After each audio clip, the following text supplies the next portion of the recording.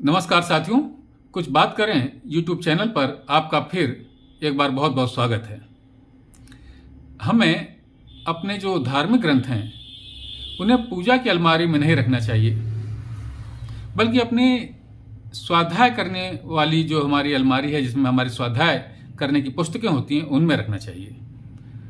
क्योंकि जब हम अपने धर्म ग्रंथों को पूजा की अलमारी में रख देते हैं तब उनका पढ़ना नहीं हो पाता, उनका अध्ययन हम नहीं कर पाते, बस उनकी पूजा करते हैं और उनके पैर छू लेते हैं। जब हम अपने स्वाध्याय करने वाली पुस्तकों के साथ में अपने धर्म ग्रंथों को रखेंगे तो उनका अध्ययन भी हमें होता रहेगा। जब मन आया निकाला, 2 पन्ने पढ़े, फिर रख दिया, फिर मन आया, फिर पढ़ा, फिर रख दिया।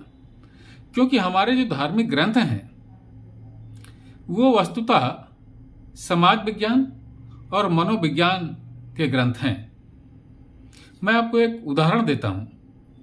रहीमदास जी का एक बहुत ही प्यारा दोहा है जो हम सब लोगों ने अपनी जूनियर क्लासों में पढ़ा होगा। काल करे सो आज कर, आज करे सो अब, पल में परलय होएगी, बहुरी करोगे कब। इसका अर्थ तो स्पष्ट है।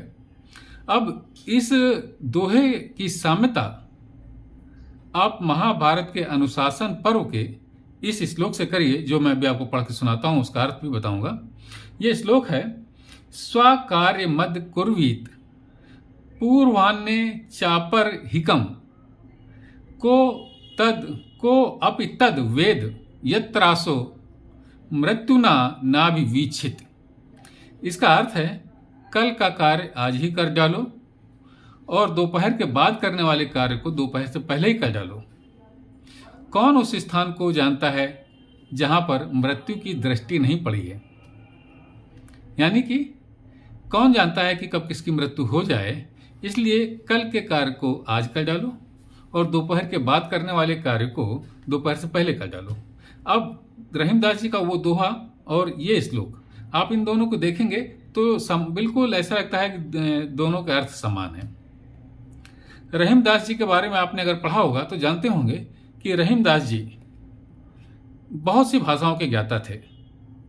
संस्कृत, अरबी, फारसी आदि सभी भाषाओं के वो ज्ञाता थे।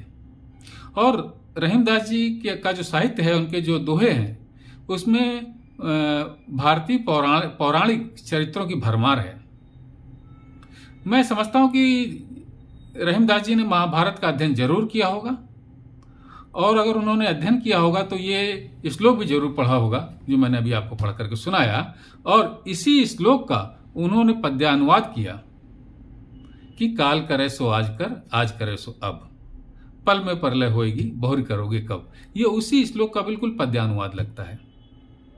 दोस्तों, हमारे जो धार्मिक ग्रंथ हैं, सांस्कृतिक ग्रंथ इन्हें कहना चाहिए, इन्हें सामाजिक विज्ञान और मनोविज्ञान के ग्रंथ कहना चाहिए। ये आज से हजारों और लाखों साल पहले लिखे गए हैं। हमारे ऋषियों ने, हमारे मुनियों ने, हमारे विद्वानों ने ये ग्रंथ लिखे हैं आज से हजारों साल पहले, आज से लाखों साल पहले। और उनमें जो नीति की, समाज विज्ञान की बातें लिखी गई हैं, उन्हीं बातों को आज के विद्वान दोहराते हैं, अपनी अपनी भाषा में लिखते और बताते हैं।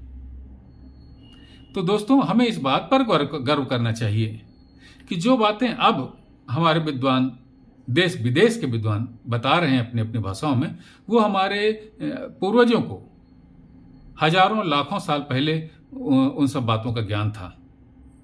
यानी कि हमारे पूर्वज इतने सभ्य और सुसंस्कृत थे हजारों लाखों साल पहले, जो सभ्यता और सुसंस्कृतता हम में अब आ रही है विश्व में, जो अब आ रही है, वो हजारों लाखों साल पहले हमारे पूर्वजों को ज्ञात था और उसी का अनुसार वो आचरण करते थे।